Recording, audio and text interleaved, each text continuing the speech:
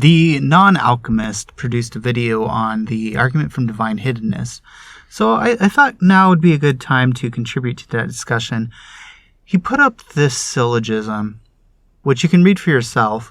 The basic problem I can see is that it assumes that the only reason God would remain hidden from humans is if the human beings are being resistant to a relationship with him, or more philosophically, belief in God. This is not necessarily true. A person could be totally open to belief in God, but refuse to actually seek God. Now, maybe that's what he means by non-resistant. Maybe he just means a seeking non-resistant unbeliever is a non-resistant believer. I don't think that's how the language would actually work, but maybe that's what he means. That said, a lot of atheists have told me that if God wanted us to know that he exists, then he would just provide the evidence without them putting any effort into studying the existence of God. For this reason, I want to address this position as well. This is really ultimately another implicit assumption of the argument, because the idea is that if an atheist is non-resistant, then God should provide the necessary means for one to believe in him. Thus, the argument becomes, if God really exists, why does he want me to think? From a Thomistic perspective, God creates human beings with an intellect for a reason, and that reason is ultimately to seek God. So it would make sense that part of the criteria for finding God is that we seek him. Otherwise, what's the point of giving us reason? Furthermore, we see this in the Scriptures. Christ saying that he speaks in parables so that they will not understand, for example, and be forgiven. That seeing that they may see and not perceive, and hearing they may hear and not understand, lest at any time they should be converted and their sins should be forgiven them. Why would Jesus do this? As St. Thomas Aquinas said, these men were not considering anything except earthly things. As the Apostle says, the sensual man perceiveth not these things that are of the Spirit of God. The beloved grew fat and thick and gross. He forsook God who made him, and departed from God, his Savior. We can say that they merited the fact that they were blinded due to their past sins, and their foolish heart was darkened. For professing themselves to be wise, they became fools. And it continues afterwards, wherefore God gave them up. Thus he hardened them on account of their sins, not by hardening, but by withholding grace on account of their sins. Many atheists, it would seem, would believe that they can just sit on their butts watching Netflix and impose the onus on God to stream the fact that he exists directly into their brains. But this is not consistent with Christianity or just basic natural law reasoning. That position addressed, the atheist could argue that there are non-resistant believers who are truly seeking God intellectually, and that they wouldn't exist if God were real.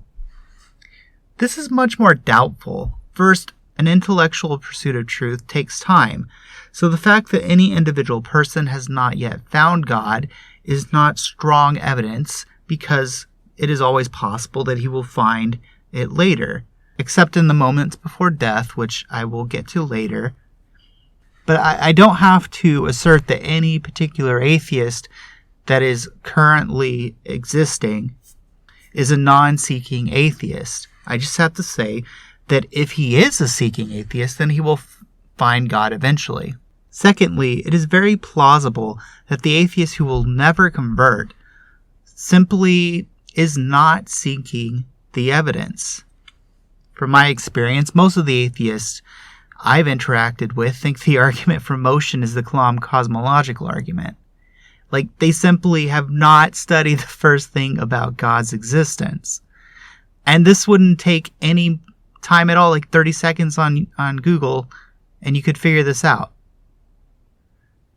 I really wouldn't be surprised if, given my experience and given how obvious the existence of God is, if The atheists who are non-resistant unbelievers their entire lives simply didn't believe due to a failure to properly investigate the claim.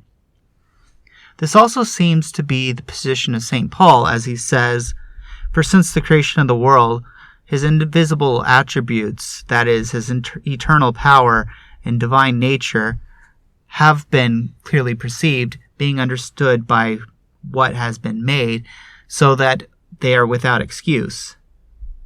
In other words, it is fairly obvious just from studying the nature of things that God exists. And atheists who fail to discover this fact within their entire lives are without excuse. Now, atheists will retort that there are poor and oppressed people who don't have the time to investigate philosophical arguments. But if you actually think about it, the poor and oppressed are more likely to be theists. It's those who are college educated who are more likely to be atheists.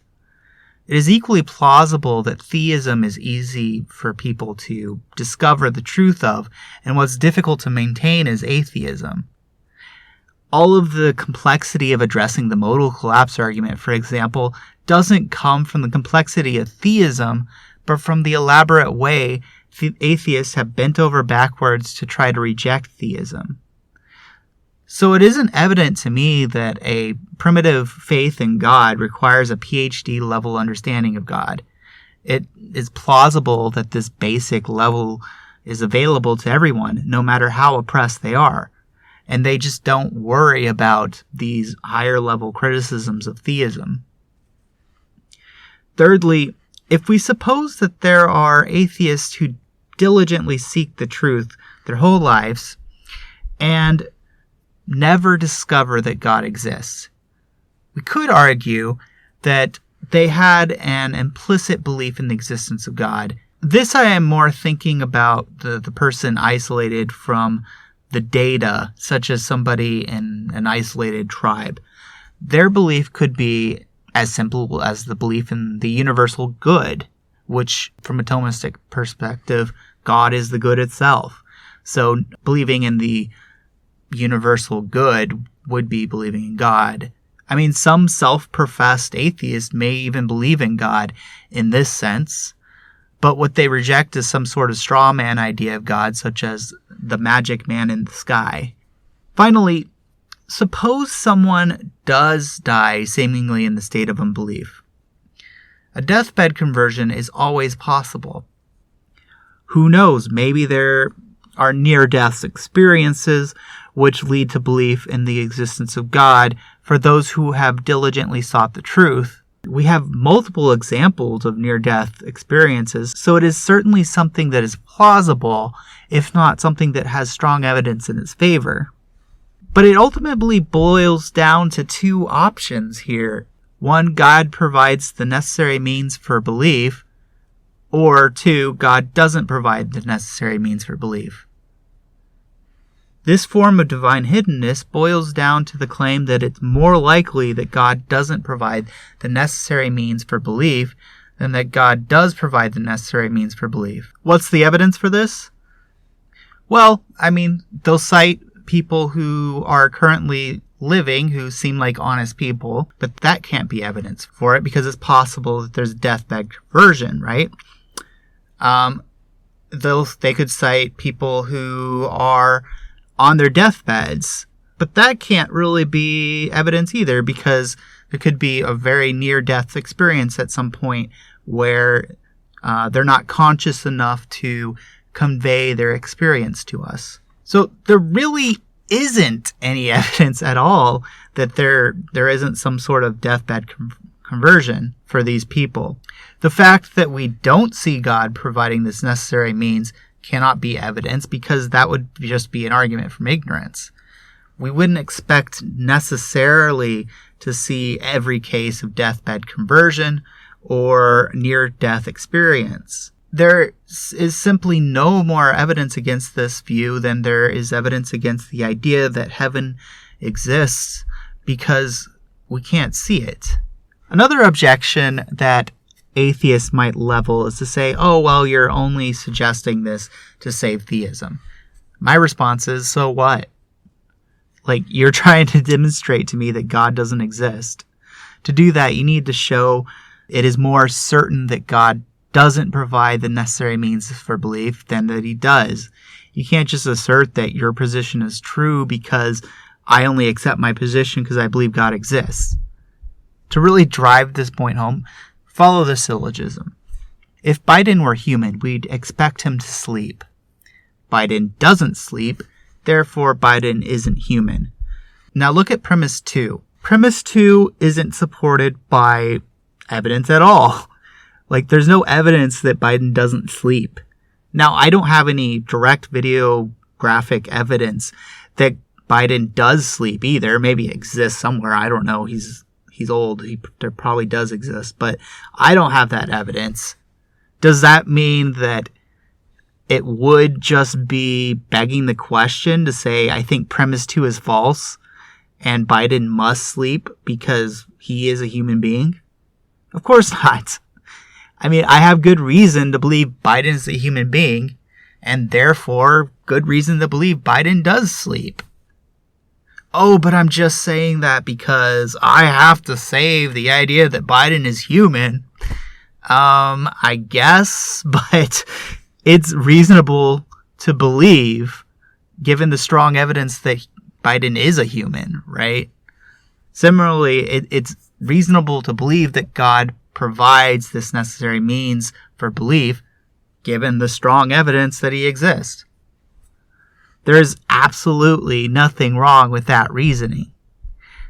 The only issue would be if there were stronger evidence for the idea that God doesn't provide this sufficient reason than for the idea that God exists. But as I said, there's absolutely zero evidence that God doesn't provide this necessary evidence for belief. So in the end, I really do not think that this argument from Divine Hiddenness is a strong argument at all. Honestly, I kind of just ignored it up until today because it seemed like such a weak argument. But it seems like a lot of atheists really think it is a good argument. I don't know, maybe you can change my mind. If you think you have a good rebuttal to what I've said here, please comment below. Thanks for watching.